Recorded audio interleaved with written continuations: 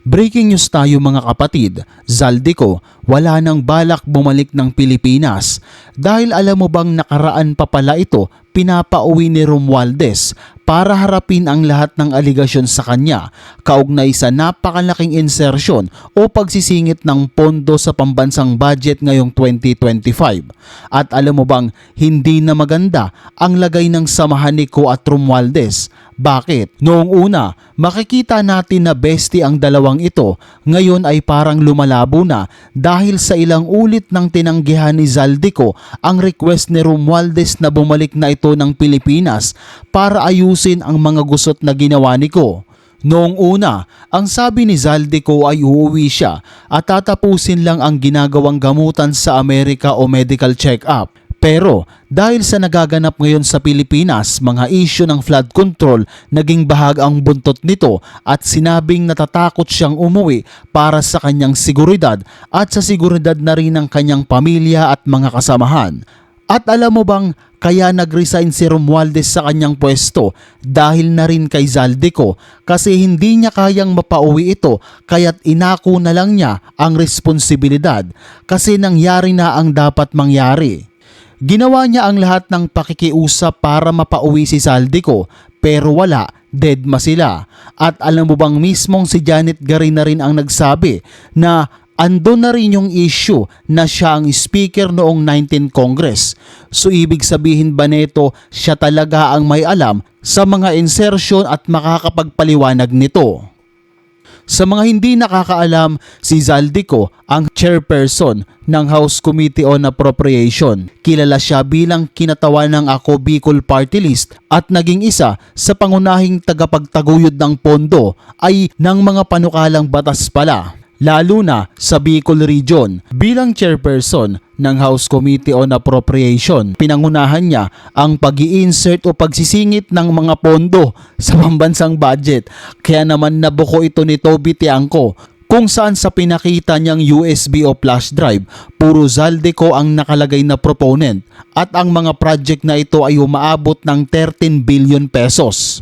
At alam mo ba na mismong si Janet Garin ang nagsabi ng mga aligasyon na ito? Who are concerned about his safety. Ilang beses na rin nagpaparinig si former speaker. He was saying that maybe if he resigns, kasi nga hindi niya mapapauwi si Zaldi Dahil hindi niya mapapauwi, he was saying like maybe I just need to take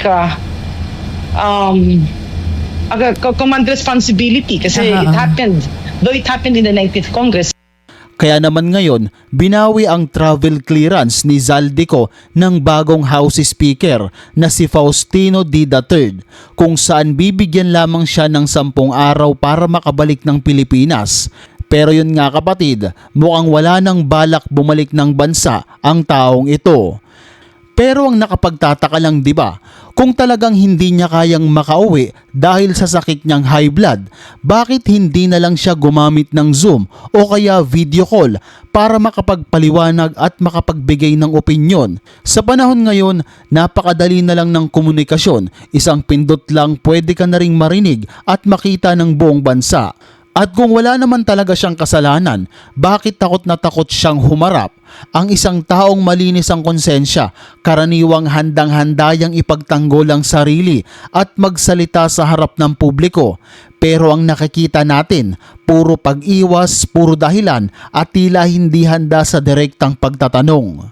Sa puntong ito, lalong naging palaisipan sa publiko kung ano nga ba ang tunay na dahilan ng kanyang pananahimik at pag-iwas.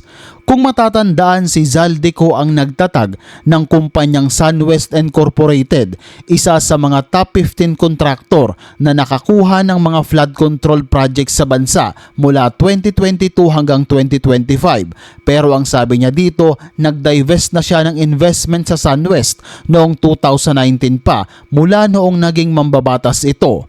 Kung totoo yan, bakit hindi siya magpaliwanag? Ayon pa sa mga nabasa ko na malubha ang lagay nito at nagpapagamot sa ibang bansa dahil ayon na rin kay Attorney Princess Abante. I understand he is nasa United States siya for medical treatment with appropriate travel documents. Kung ano yung mga travel documents na yon, wala pa akong copy. So I still have to coordinate further with the Office of the Secretary General. Pero ayon naman kay Lawrence Defensor, posibleng nagpapalusot lang ito at kung wala naman talaga siyang kasalanan, dapat voluntaryo na lang itong umuwi para personal na marinig ang kanyang mga dahilan. Dahil kung hindi siya uuwi sa loob ng 10 araw, pwede siyang kasuhan sa Kongreso, maaari din siyang ipa-extradite kung patuloy siyang magtatago sa ibang bansa. Kapag umabot sa ganitong sitwasyon, mas lalong mabibigyan ng bigat ang mga aligasyon laban sa kanya dahil magmumukha itong pag-iiwas sa pananagutan.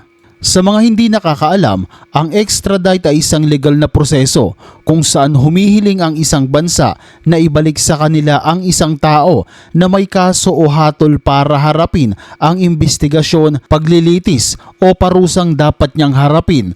Kaya't yung patanggi-tanggi niyang umuwi kay Romualdez ay hindi pwede sa bagong House Speaker ngayon at sa ICI na silang nagtalaga para solusyonan ang kasong ito. Ayon pa kay Lawrence Defensor, ang mga taong nai-involve sa malaking anomalya, laging may sakit, laging may health issue at totoo naman ang mga ganito, di ba?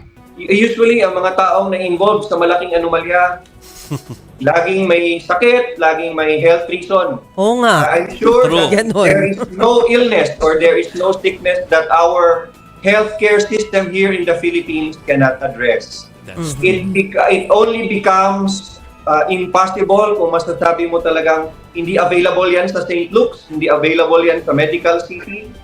Ayon naman kay Alfredo Gabrin Jr., That's confirmed. Hinatid na yung anak niya sa Boston University. And in time also for his regular check-up doon.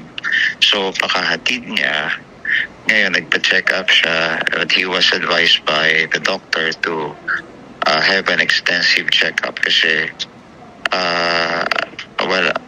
yung may na-mention sa akin na parang 90/60 ang baba daw ng blood pressure niya. He's still in the United States as we speak. habang wala si Zaldico, mas lalong tumitindi ang tanong ng taong bayan. Bakit siya ang laging wala sa mga hearing sa Senado at Kongreso? Bakit wala siyang malinaw na sagot kung kailan siya babalik?